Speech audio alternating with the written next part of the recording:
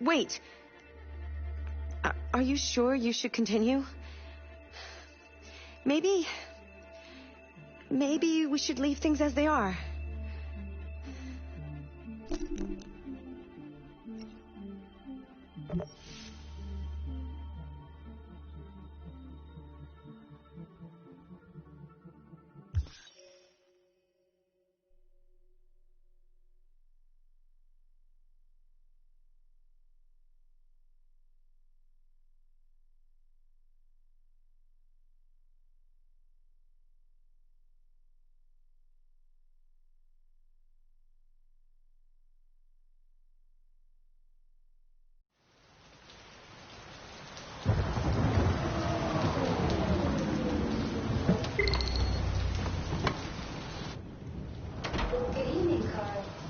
That was by far the most boring party I've been to in the last 25 years.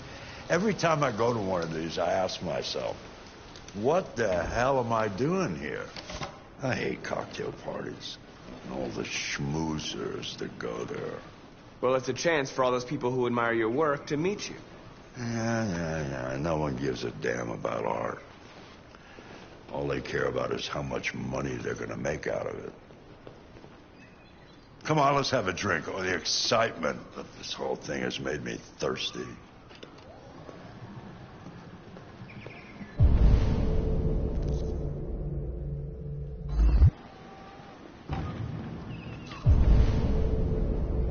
Scotch? Neat as usual? Absolutely. Okay, but you know what your doctor would say. Yeah, well, he can kiss my ass. I'm old enough to choose my own medication.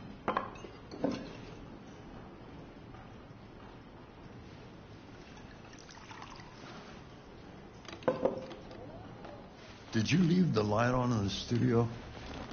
No, I'm sure I didn't. Call the police. Detroit Police, what's your emergency? This is Carl Manfred's android at 8941 Lafayette Avenue.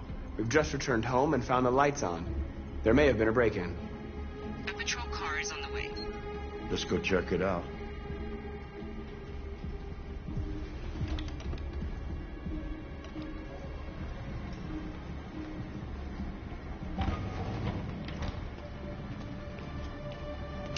Leo! What are you doing? You refuse to help me, so I'm helping myself. It's crazy what some people pay for this shit. Don't touch them. Look, they're all gonna be mine sooner or later anyway. Just think of it as a down payment on my inheritance. Marcus, get him away from there. Get him out of here.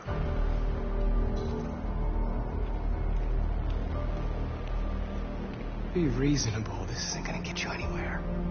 All you ever do is tell me to go away. What's wrong, Dad? Not good enough for you? Not perfect, like this fucking thing? That's enough. Get out right now. What makes it so special anyway, huh? What's it got that I don't? Leave him alone. Come on, let's see what you got. Marcus, don't defend yourself, you hear me? Don't do anything. Go ahead, hit me. What you waiting for? Think you're a man? Act like one. Stop it! Doesn't matter too much of a pussy. Stop it, Leo! Stop it! You're scared to fight back, you fucking bitch! No.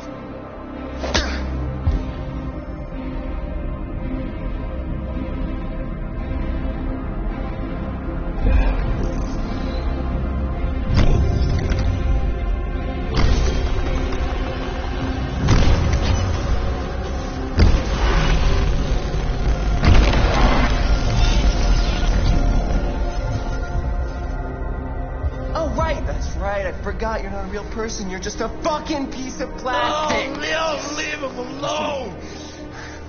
I'm gonna destroy you. That'll just be me and my dad. I'm gonna tear you apart, and nobody's gonna give a shit. You know why? Because you're nothing. You hear me? You're nothing.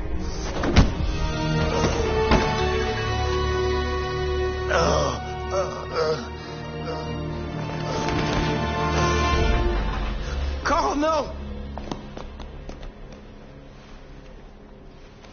Oh, Carl.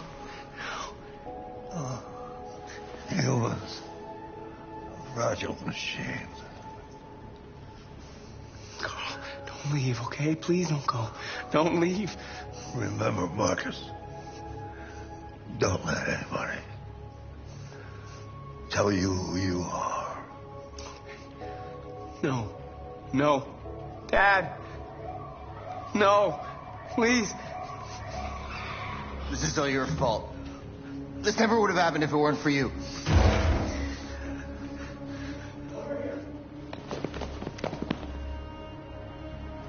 The android. It was the android.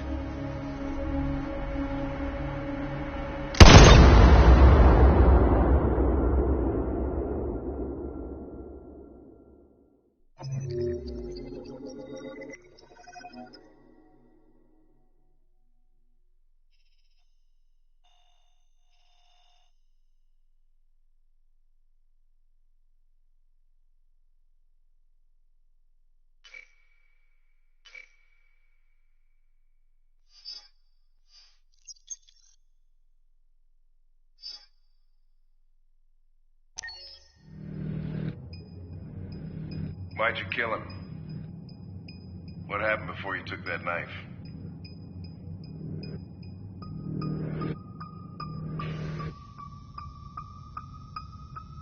How long were you in the attic? Why didn't you even try to run away?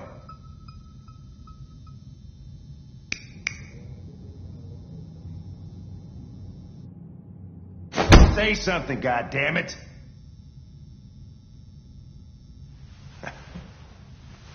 Fuck it. I'm out of here.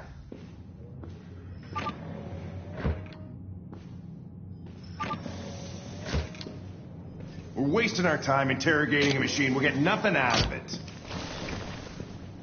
You always try roughing it up a little. After all, it's not human. Androids don't feel pain. You would only damage it, and that wouldn't make it talk. Deviants also have a tendency to self-destruct when they're in stressful situations. Okay, smartass. What should we do then? I could try questioning it.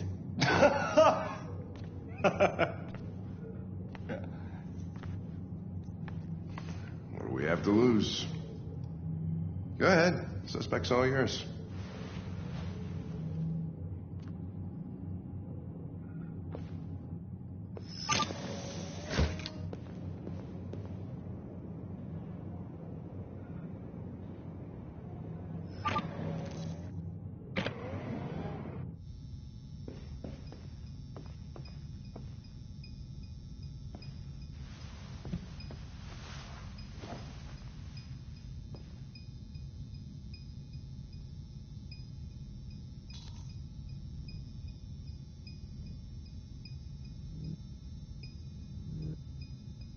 My name is Connor. What about you? What's your name?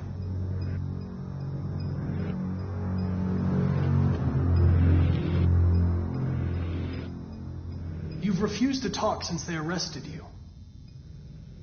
If you don't cooperate, they'll do things the hard way. Is that what you want?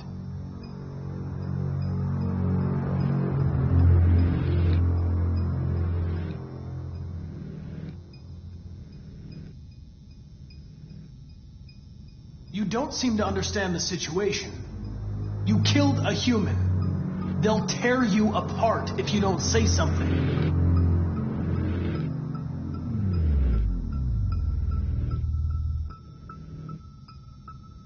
I'm here to help you. But you've got to trust me. All I want is to get you out of here.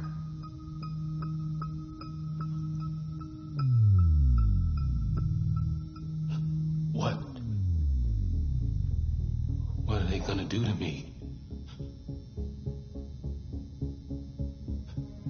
They're gonna destroy me, aren't they? No. I think they just want to understand. They know your master abused you.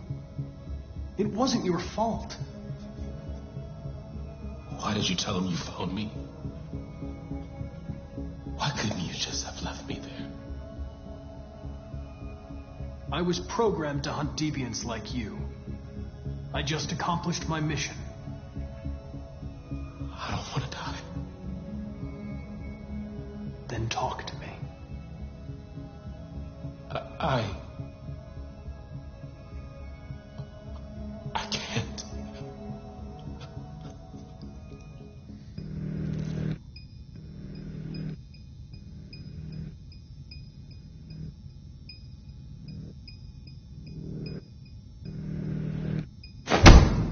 "28 stab wounds. You didn't want to leave him a chance, huh? Did you feel anger? Hate?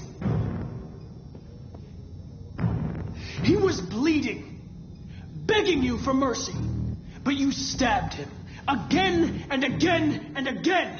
Please. I know you killed him. Why don't you say it? Please. Please stop. Just say, I killed him. Is it that hard to say? Stop it. Stop. Please. Please leave me alone. All right. All right. Everything is going to be okay.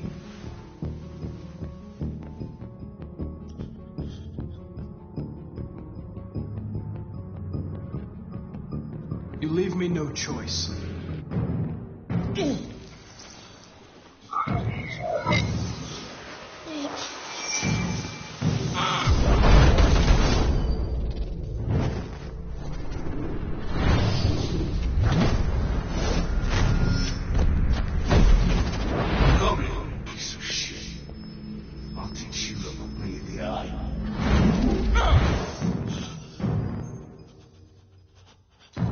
I accessed its memory.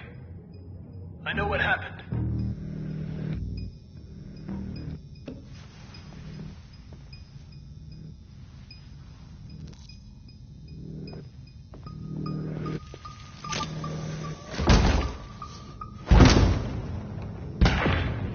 What the fuck is it It's destroying itself.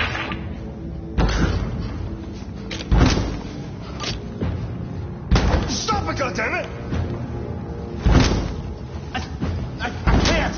I can't stop it!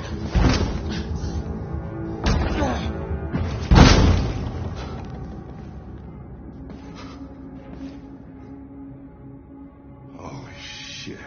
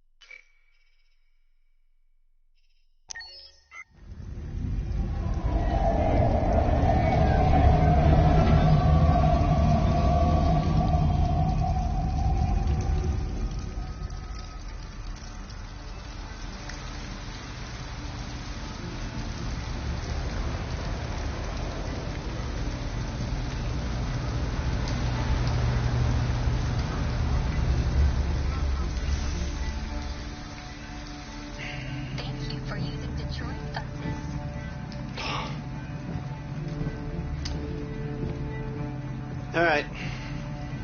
End the line. End of the line. Yeah, you're gonna have to leave.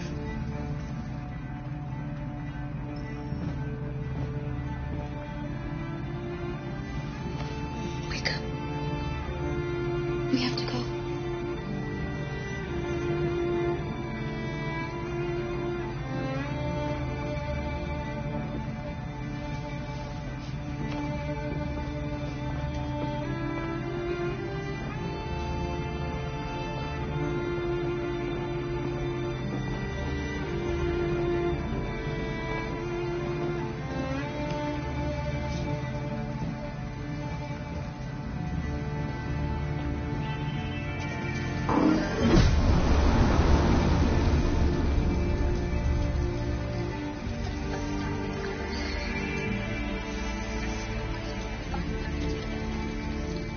You gonna be okay? We'll find somewhere to spend the night.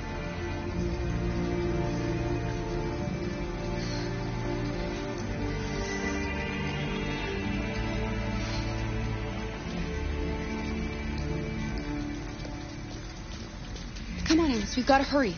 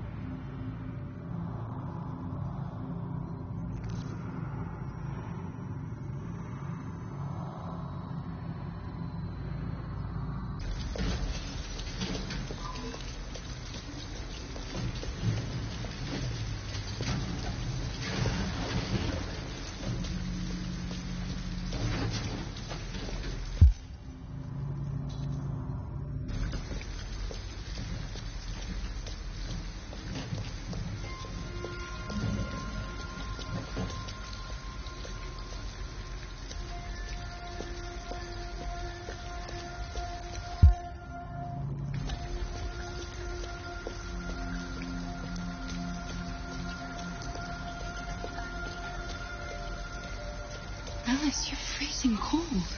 I'm okay. I'm not so cold. You look lost. We have nowhere to go. I know someone who can help you.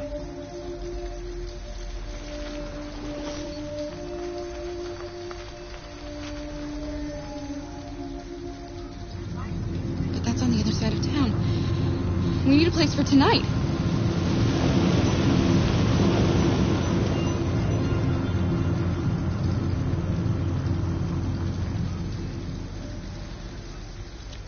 Come on, Alice. Thank you for using Detroit Upton.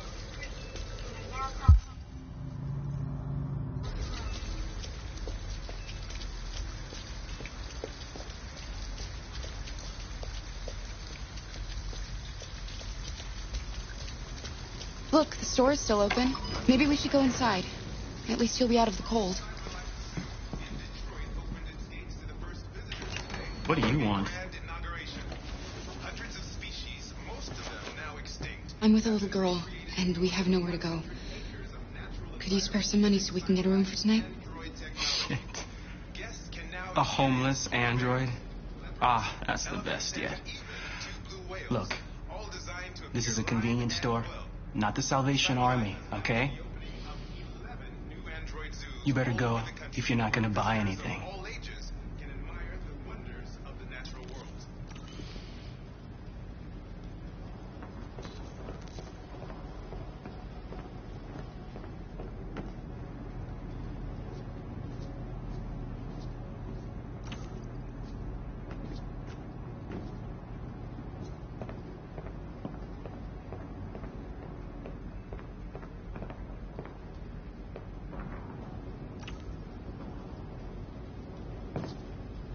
Alice, I need your help. You see those cans over there? I want you to go over and knock them down. Knock them down? But why? Please. Alice, just trust me.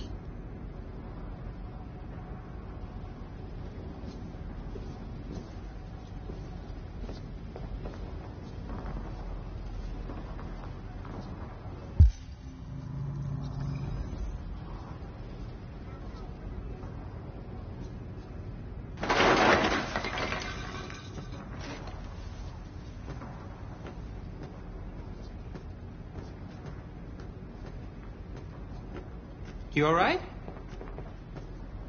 Are you hurt? Well, don't worry. It's just a few cans. Come on, let's go.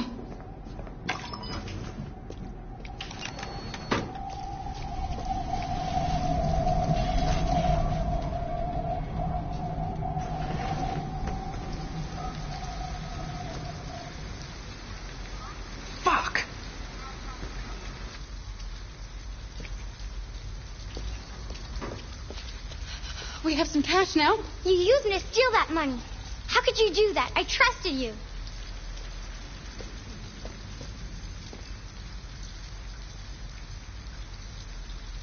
You're right. I shouldn't have done that. I'm sorry, Alice. I'll never do it again.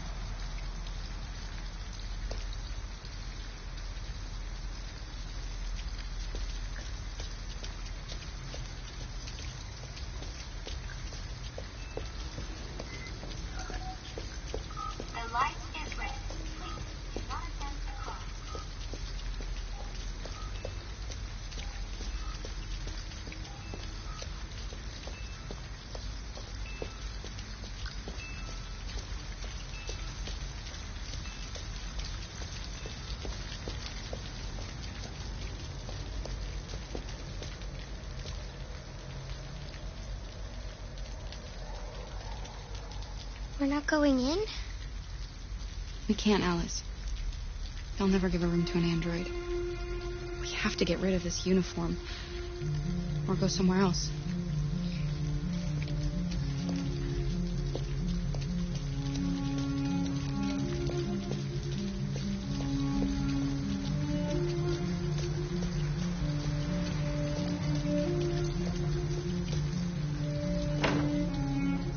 It's warm in here.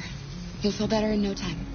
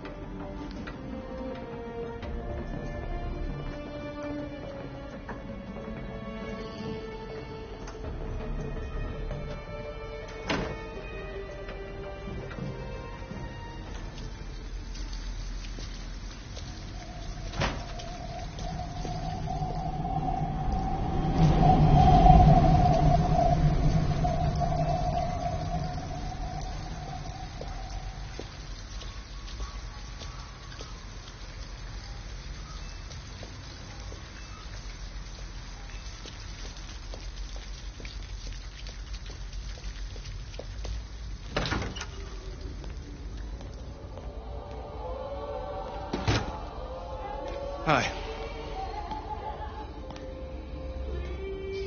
Hey, I'd like a room.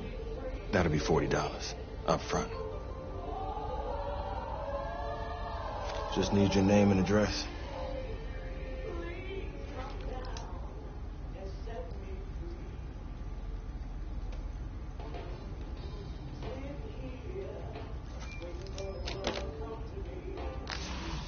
Can I see your driver's license?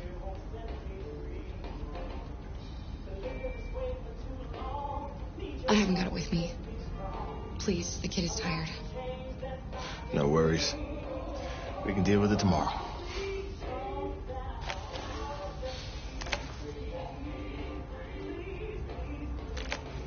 Have a good night. Good night. Let's go, Alice.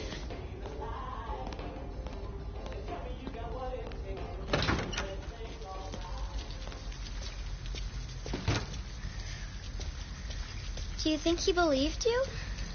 I don't know, Alice. All I know is you'll be nice and warm tonight.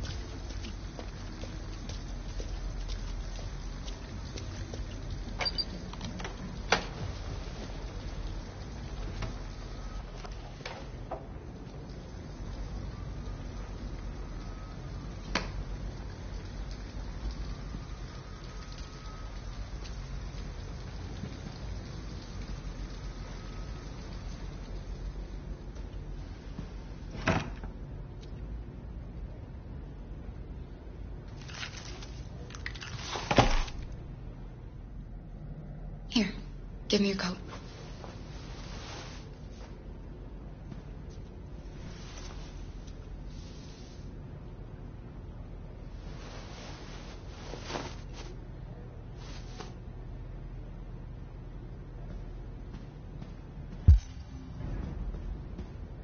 Let's get these clothes off. They're soaking wet.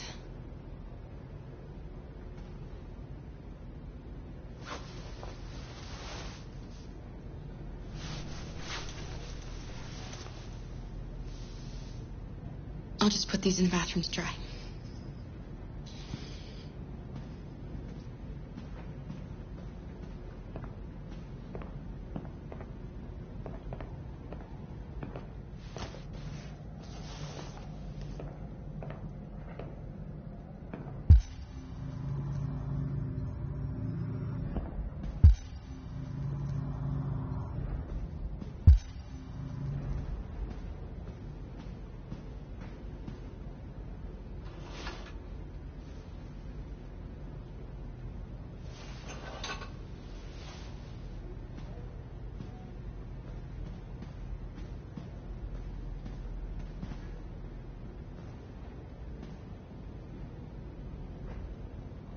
Why didn't he ever love me? Why was he always so upset with me? All I wanted was a life like other girls. Maybe I did something wrong. Maybe I wasn't good enough. That's why he was always so angry. I just wanted us to be a family. I just wanted him to love me. Why couldn't we just be happy?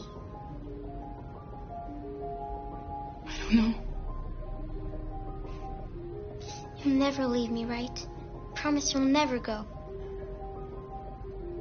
I promise. Will we be together forever? Forever.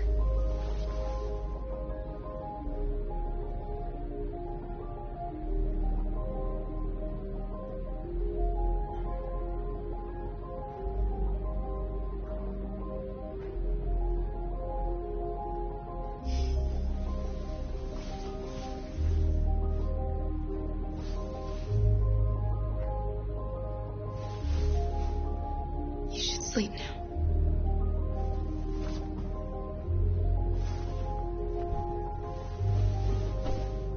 I'm going to turn off the light, okay?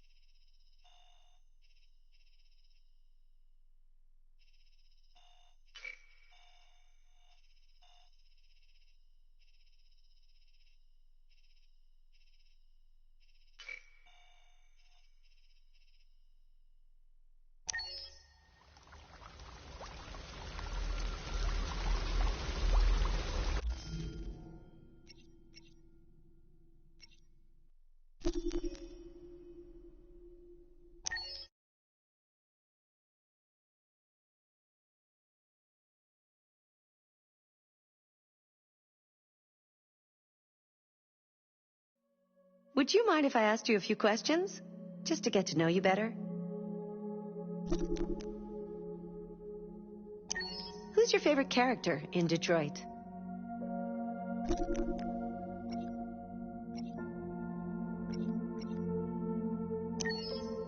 Was there a moment in Detroit that resonated with you personally?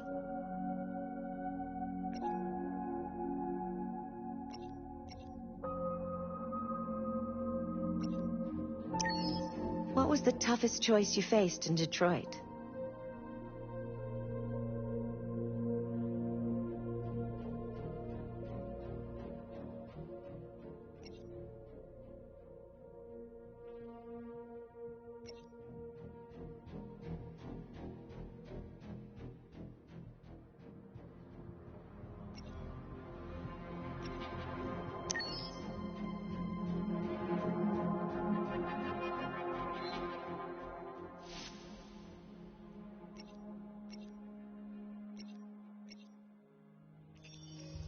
This is the extras section. As you play, you'll unlock all kinds of content that you can find here.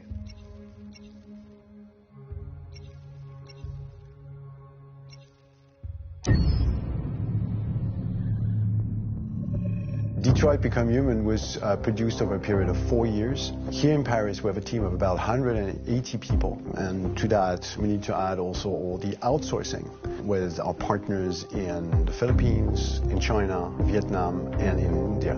So when we started working on this story, I had to imagine where Kara was built. And for whatever reason, the city of Detroit came very quickly to my mind because it had already an incredible story by itself of history and themes. So we traveled there with the team, and we were really moved by what we saw, and we could really feel the desire to fight and really be born again. And we just continued this curve, this growth, and just imagine what Detroit would be like if the android industry was, using these huge factories to build androids there. A very strong element in Detroit is that there's a lot of industrial wasteland and a lot of nature too. And for us, the graphic designers, it was an incredible playground. The destroyed zones which we wanted to preserve, we appropriated them to turn into something else.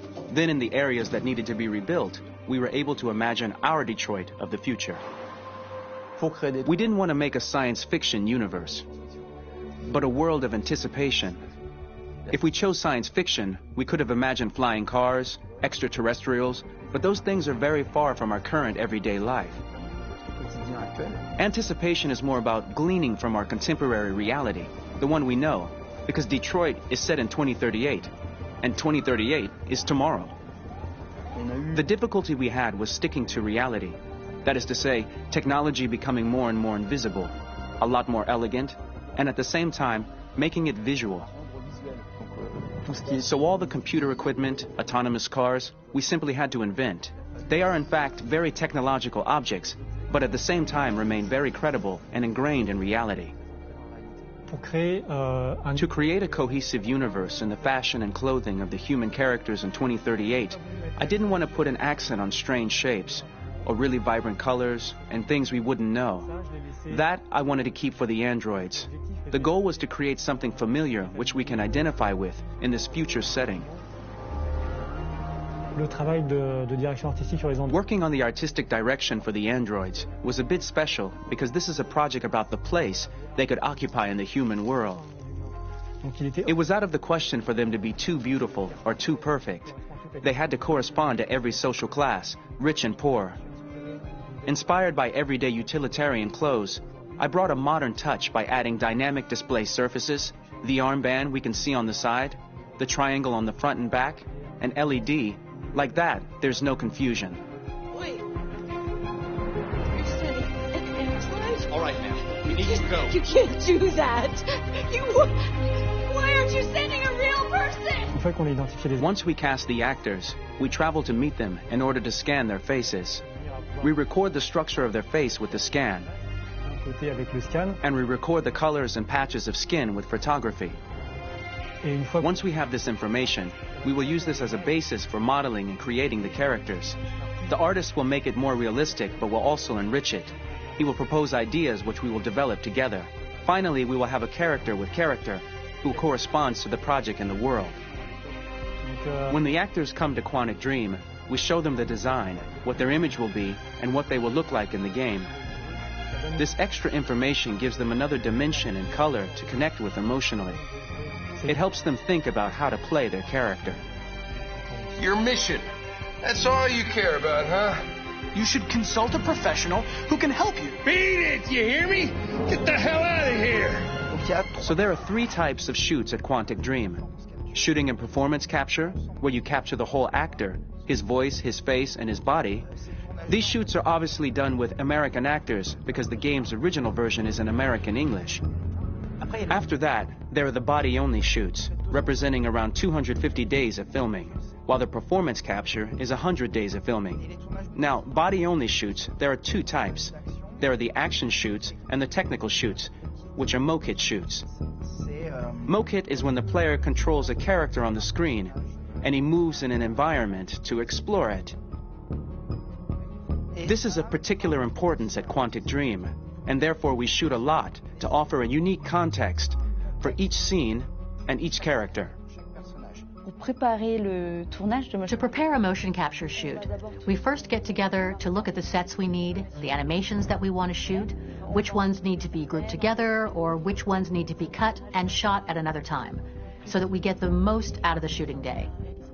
This often means shooting scenes out of order, especially those with big props or accessories, like a big car, for example.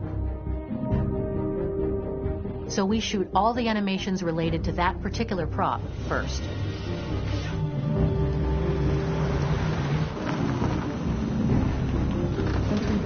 The biggest challenge for the mocap team was shooting a Spider-Man mokit.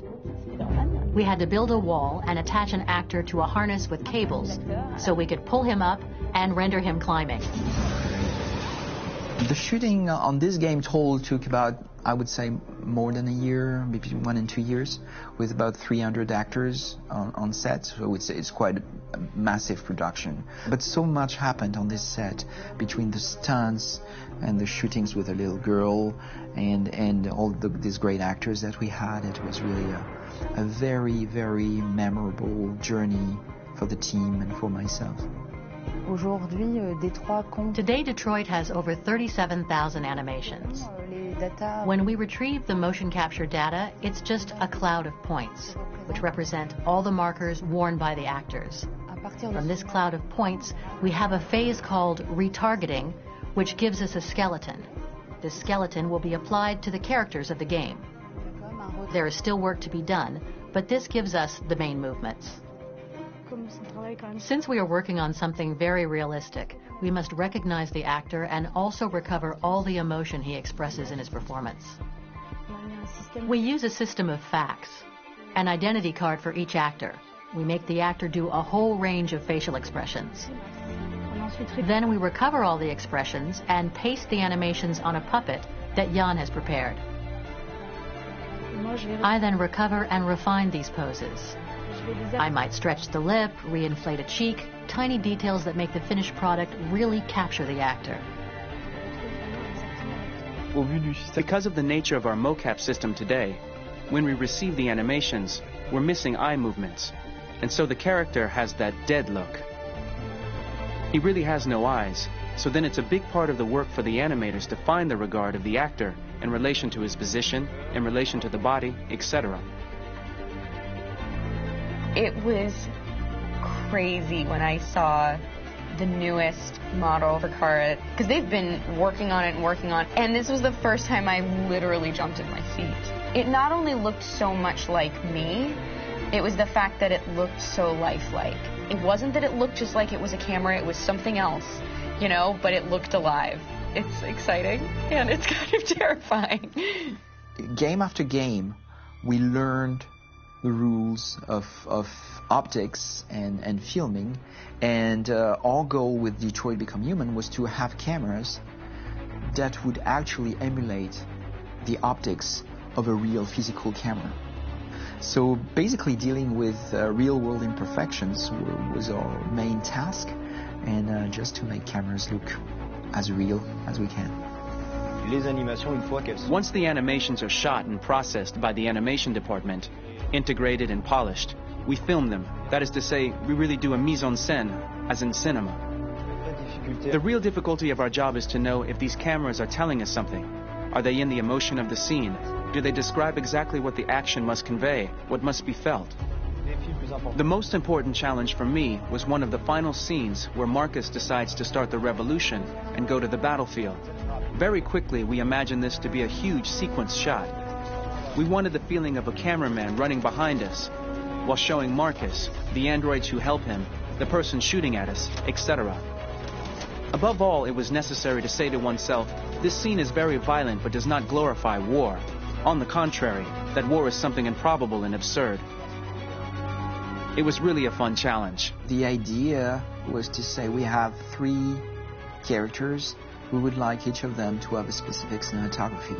We wanted Kara to be much more filmed with some kind of handheld camera, to have something very living, very breathing.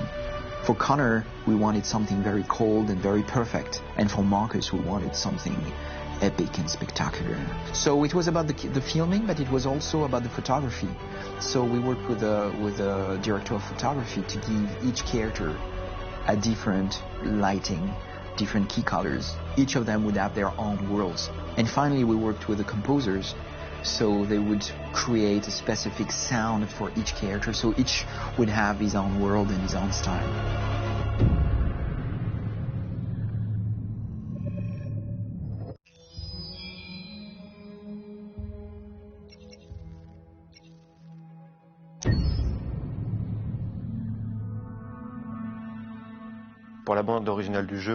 For the soundtrack of the game, we tried to be very close to what is done in film. We were constantly asking at each place in the game, why are we putting music here? What is it going to say? So we focused the music on bringing emotion, which is interactive, and supports the character's arc. I'm sorry, honey. I'm sorry. I'm sorry. You know I love you, don't you? You know I love you. We make games that are very narrative. We're really into interactive drama. So the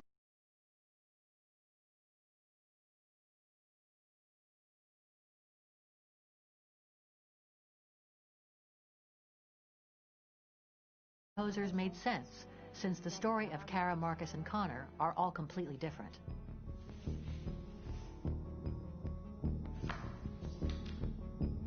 You recognize him? It's Carlos Ortiz. For Connor, we wanted a soundtrack that could be very cold and very mechanical, very machine-esque somehow. For Kara, we wanted a soundtrack that would be very moving and emotional. It was about the quest for identity, but it was also a journey about love and empathy. And for Marcus, we wanted something epic, something that would really represent the grand aspect of his quest. And we were very fortunate to find 3 incredibly talented composers, and working with them has been a dream, honestly.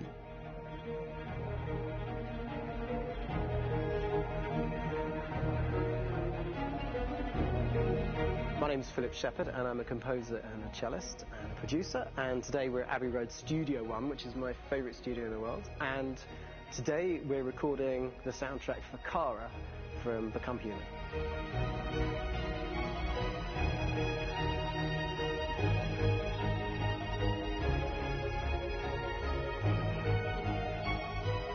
So when I compose a big project, I often travel just to kind of get out, you know, and get some fresh air and some inspiration. And I go hiking and traveling in Montana a lot. I had a log fire in the room that I was staying in, and the flames were kind of making absolutely direct music. And it became the basis for Kara's theme, and it sounds something like this.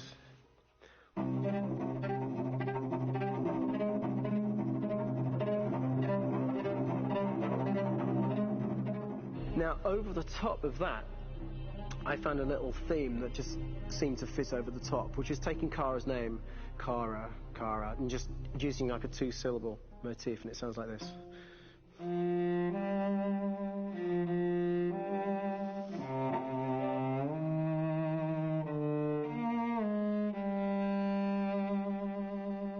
going to pull through this, Alice. As long as we're together, nothing can hurt us.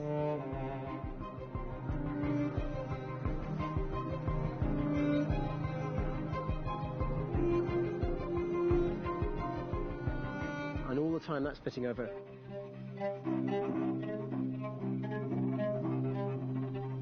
So it kind of works in lots of levels, and in fact every single theme in the score has one of those elements built into it, and it becomes sort of the DNA of every single tune.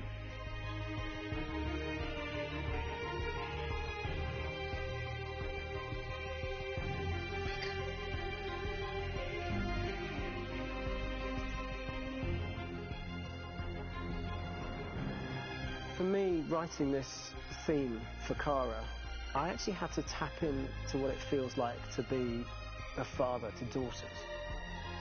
I really had to tap into everything I feel about my daughters and thinking, well, if I had to write music for them and that sense of trying to protect them but also give them the freedom, that's totally where it came from.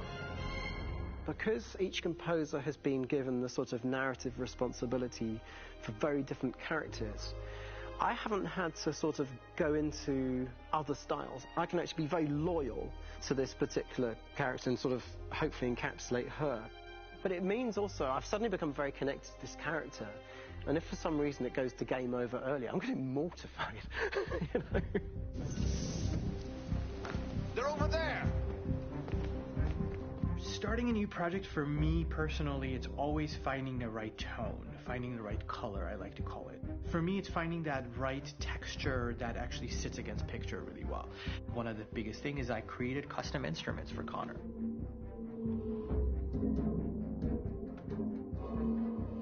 I pulled out all my vintage synthesizers to be able to capture this robotic person, if you will.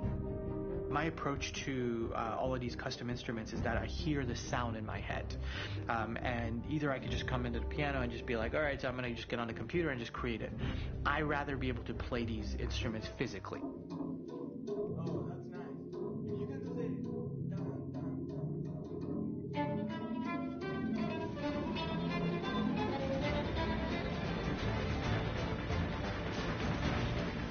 As soon as you see Connor the first time, there is a really interesting thematic idea that you hear, and that's just made out of a Moog synthesizer, but completely manipulated in multiple ways. And it's robotic. It has a little bit of an emotional to it. He's on his mission, so you feel that as well. So it just kind of gives you that cold, motionless, with a mission in hand that you kind of feel throughout the whole thing.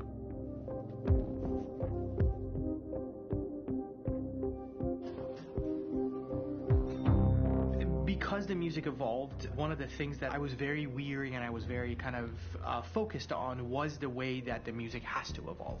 So my idea behind it was that Connor is a singular android that could at any point become a deviant or could actually stay as an android. So I created a more or less an Connor theme, and then I was able to just manipulate it in different aspects of it. Is everything okay, Lieutenant? Chris was on patrol last night. He was attacked by a bunch of deviants. I'm a human being writing for a robot. And throughout Connor's journey, he meets someone, he meets a partner. So how do you deal with a robot feeling? And I've met a partner that I'm going to work with, or all of a sudden he sees a dead body. Does this robot have an imagination? Does this robot have a feeling? And if yes, how do you translate that into non-emotional music? So it basically at any point I was just like, I can't do this, and then I just do it. Property was damaged and fires continue to rage in several major districts across the city. Some people are asking, have androids become a threat to our security? When I first started really digging in on Marcus, the one thing that I really tried to capture was the transformation process. You know, Marcus is this android that evolves over the course of the game and really goes from kind of figuring out that he's more than just an android. You know, he's starting to develop kind of a human soul in a way. Try to imagine something that doesn't exist, something you've never seen. Now concentrate on how it makes you feel and let your hand drift across the canvas. The other side of Marcus that I really latched onto was that he almost became a savior for a lot of the other androids in the game. So when I started developing the theme for Marcus, I really made it like a church hymn.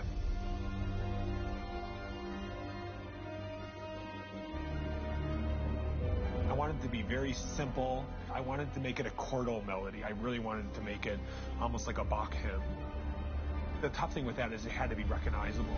If I made it too complex from a harmonic standpoint, it would be hard, I think, for people to kind of pick it out and recognize it. It's very acoustic derived, but it's also been treated with a lot of effects and things to kind of put it into the space that I felt the sound should be in.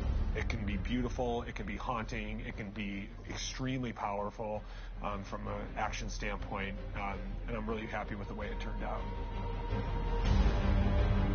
The music is there, but it's subliminal and it's emotional, and people are feeling it, and it's not distracting. And that's tricky with a game like this, where you have to have a lot of ins and outs like that, where the music kind of has to get in and out of these moments. This is a war we're fighting with the humans. If we fail, they'll destroy us. I think the game's been put together so well where I just wanted to make sure that I wasn't ruining the emotion.